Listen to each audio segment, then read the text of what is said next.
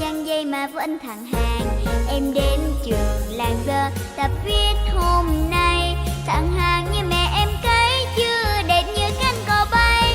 Nét xanh thêm từ dòng chữ, nét đậm nét thêm ngoan.